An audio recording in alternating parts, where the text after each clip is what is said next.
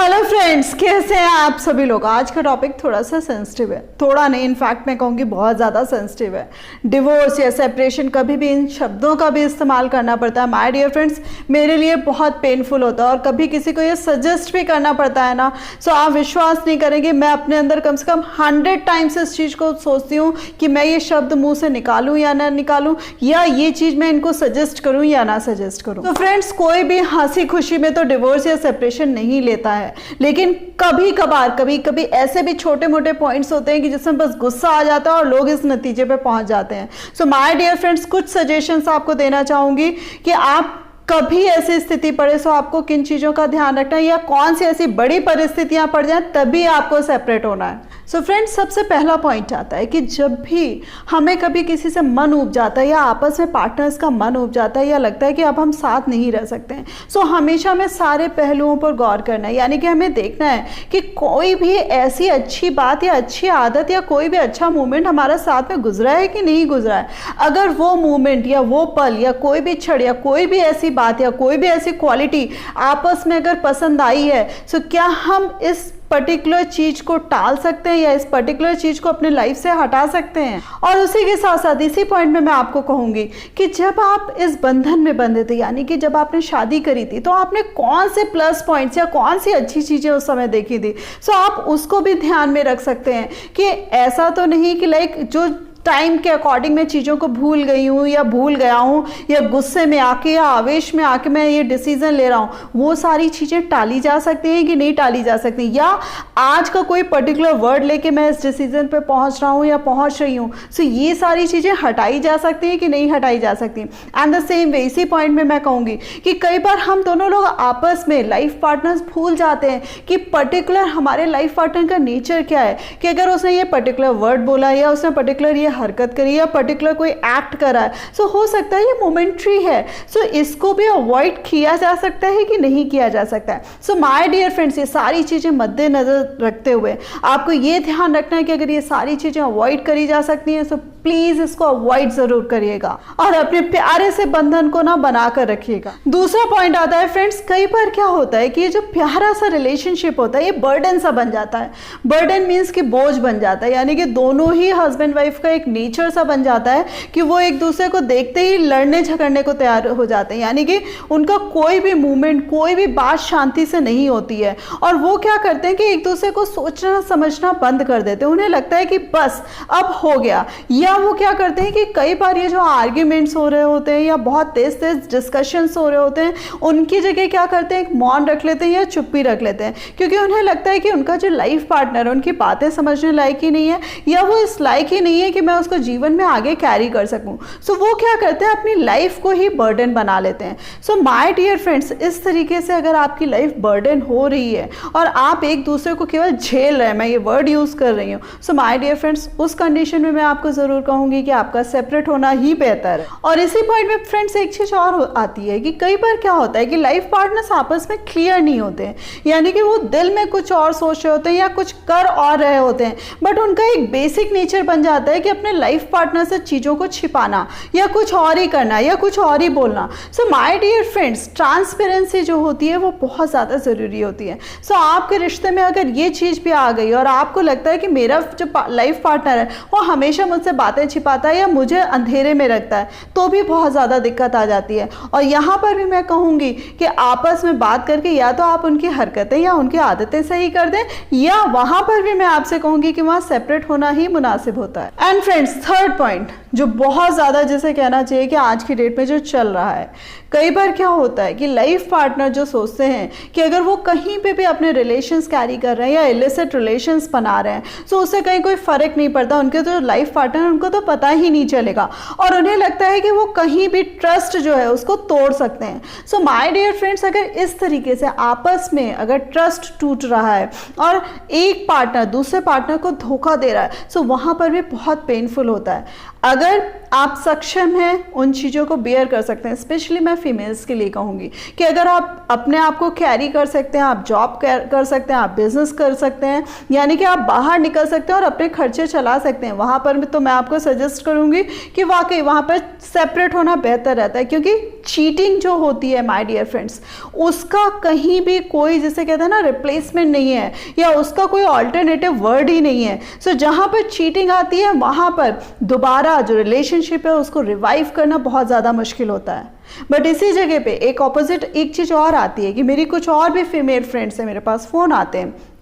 कि वो उतना सक्षम ही नहीं है कि वो घर से बाहर निकल सकें या वो कोई जॉब कर सकें, वो पढ़ी लिखी नहीं होती या पढ़ी लिखी भी हैं तो उनको उतना एक्सपोजर नहीं होता है। द सेम वे उनके साथ कई बार ये भी दिक्कत होती है कि ना तो वो फाइनेंशियली स्ट्रांग होती हैं और ना उनके साथ कोई सपोर्ट करने वाला होता है। उस कंडीशन में मैं आप और उनका जो लाइफ पार्टनर होता है वो उनको बिंदास बोल रहे होते हैं कि मैं तुमको चीट कर रहा हूँ या मेरा कहीं और अफेयर चल रहा है। सो वहाँ पर सारी चीज़ें जानते पूछते हुए भी मुझे उनको सजेस्ट करना पड़ता है कि आपको अपना टाइम बीइंग, आपको जब तक आप अपने आप को फाइनेंशियली स्ट्रांग नहीं कर लेते या अपने अंदर कोई स्किल डेवलप नहीं कर लेते कि आप अपना जो खर्चा है वो चला सकें, या कई बार ये भी चीज़ होती है कि बच्चे बहुत छोटे हैं कि वो बच्चों को लेके कहाँ जाएंगी। कई बार क्या होता है वो अपने घर भी नहीं जा सकती, यानी कि अपने पेरेंट्स के पास भी नहीं जा सकती, ना उनको बता सकती हैं। सो उस कंडीशन में मुझे उनको यही सजेस्ट करना पड़ता है कि आप अपना जो समय है, ये जो पर्टिकुलर क्रूशियल टाइम है, आप वहीं पर बिताएं। सो फ्रेंड्स, ये जब मैं सजेशन देती हूँ ये वाकई बहुत अपने आप में पेनफुल होता है कि जब आपको सारी चीज़ें पता है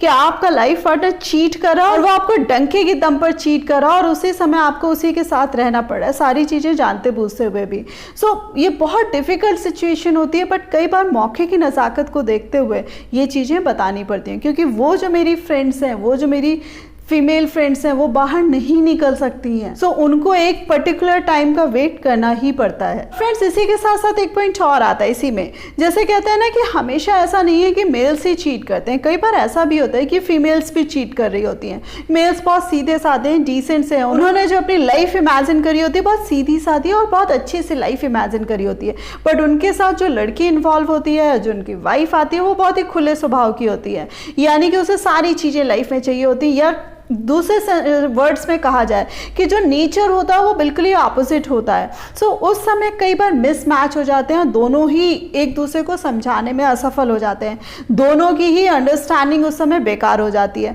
सो माय डियर फ्रेंड्स, उस समय और या कई बार एक स्थिति और भी आती है कि जो फीमेल है वो चीट भी कर रही होती है, यानी कि उनके भी कई जगह और रिलेशंस चल रहे होते हैं और उन्हें लगता है कि घर पे कुछ पता नहीं चलेगा। उस कंडीशन में भी मैं आपको यही सजेस्ट करूँगी, स्पेशली माय मेल फ्रेंड्स, उनको यही सजेस्ट करूंगी कि ऐसी स्थिति में भी आपका सेपरेट होना ही बेहतर है, क्योंकि फ्रेंड्स इस तरीके के जो रिलेशंस होते हैं उनका कहीं कोई फ्यूचर नहीं होता है। एंड फ्रेंड्स, उसी के साथ जो नेक्स्ट पॉइंट मैटर करता है कि कई बार किसी के साथ भी रिलेशन एस्टैब्लिश करना, किसी को भी पसंद करने लगना लाइफ पार्टनर के लिए बहुत ईजी होता है कि वो कहीं पे भी इंडल्ज हो गए। अपनी वाइफ को या अपने हस्बैंड को बोलना तो बहुत आसान होता है कि भाई मैं वहां पर इन्वॉल्व हो गई या मुझे वहां अच्छा लग रहा है या जो भी चीजें हैं, बट माय डियर फ्रेंड्स, जब आपके घर में बच्चे हो जाते हैं, यानी कि आप पेरेंट्स बन जाते हैं, देन आपकी क्या रिस्पॉन्सिबिलिटी बनती है कि आप कहीं भी अपने को कहीं पे भी इन्वॉल्व कर सकते हैं। ठीक है, आपने इन्वॉल्व कर दिया, आपको अच्छा लगा, आप इन्वॉल्व हो गए, बट माय डियर फ्रेंड्स, वहां आप क्या ये एक पल भी सोचते हैं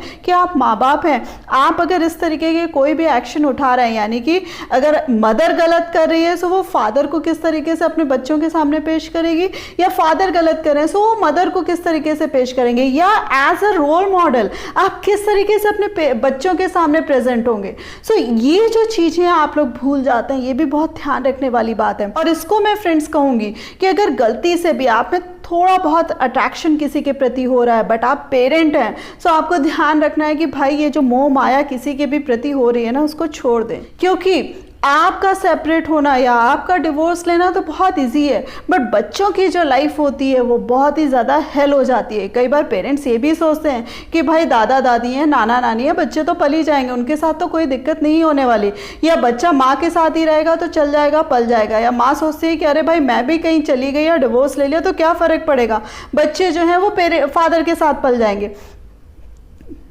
माय डियर फ्रेंड्स, ऐसा कहीं कुछ नहीं होता है। बच्चों की जब बात करी जाती है तो बच्चों को दोनों लोग चाहिए होते हैं, यानी कि मदर भी चाहिए होती है और फादर भी चाहिए होते हैं, और बच्चों के लिए दोनों ही इक्वली इंपॉर्टेंट होते हैं। और फ्रेंड्स, एक चीज का और ध्यान रखिएगा, ये जो बच्चे जिनका फ्यूचर आज की डेट में आप खराब करके, आप डिवोर्स लेके, आप सेपरेट होकर चलते बन रहे हैं, वो ताउम्र आपको कभी भी ना तो माफ करने वाले हैं और ना कभी आपको पसंद करने वाले हैं। सो फ्रेंड्स, आपस की जो छोटी छोटी बातें होती हैं, छोटे छोटे अट्रैक्शंस होते हैं या छोटे छोटे मन मुटाव होते हैं,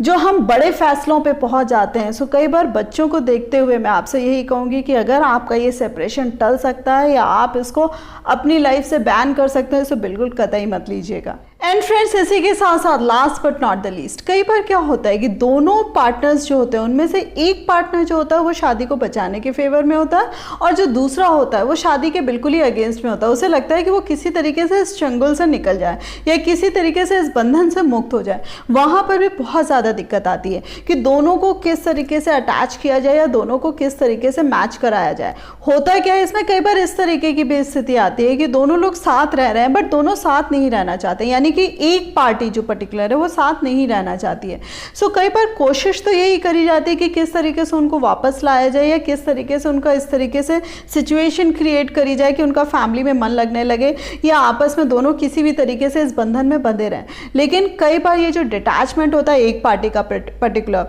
वो इतना ज़्यादा बढ़ जाता है कि पॉसिबल नहीं होता है। तो वो क्या करता है, जो दूसरी पार्टी जो अटैचमेंट चाहती है और उनके प्रति पूरी तरीके से समर्पित है, उसकी लाइफ हेल हो जाती है। सो और एक तरीके से ये भी कह सकती हूँ कि वहाँ पर जो इमोशंस होते हैं उनके साथ भी खिलवाड़ होता है, यानी कि जो पार्टी उस पक्ष को प्यार करती है या जो डिटैचमेंट वाली पार्टी उसको बहुत ज़्यादा प्यार कर रही है, उसके साथ लगाव रख रही है, उनके साथ बहुत ज़्यादा दिक्कत आ जाती है। वहाँ पर भी अल्टीमेटली जो सोल्यूशन होता है कि भाई आप कोशिश ज़रूर करें अपने रिलेशन को बचाएं, लेकिन इमोशनल फूल ना बने। अगर कोई आपका बहुत ज़्यादा तिरस्कार कर रहा है या कोई आपको बिल्कुल ही जैसे कहते हैं ना बायगॉन कर रहा है, आपको फॉर ग्रांटेड ले रहा है, सो माय डियर फ्रेंड्स, आप अगर अपना स्टैंड ले सकते हैं या आप अपने आप को इस्टेब्लिश कर सकते हैं, वहाँ पर भी मैं आपको यही सजेस्ट करूंगी कि ये जो तिरस्कार है या अपमान है रोज झेलने के बजाय आप ये डिवोर्स लेकर स्टेप ले सकते हैं। और फ्रेंड्स, ये जो मैंने सारे पॉइंट्स बताए हैं, सो कभी आपके भगवान ना करे लाइफ में इस तरीके से आपकी लाइफ खराब हो या आपकी लाइफ में इस तरीके से डिस्टर्बेंस हो, बट अगर कभी खुदा ना खास्ता आप इस तरीके से डिस्टर्ब हो रहे हैं या परेशान हो रहे हैं, प्लीज़ माय डियर फ्रेंड, ये स्टेप लेने से पहले मेरे इन पॉइंट्स को ज़रूर गौर फरमाइएगा। और आपको लगता है कि आपके जिन फ्रेंड्स को भी सजेशन की ज़रूरत है, सो प्लीज़ उन फ्रेंड्स को मेरा वीडियो शेयर ज़रूर करिएगा। So thanks a lot for giving me this much time.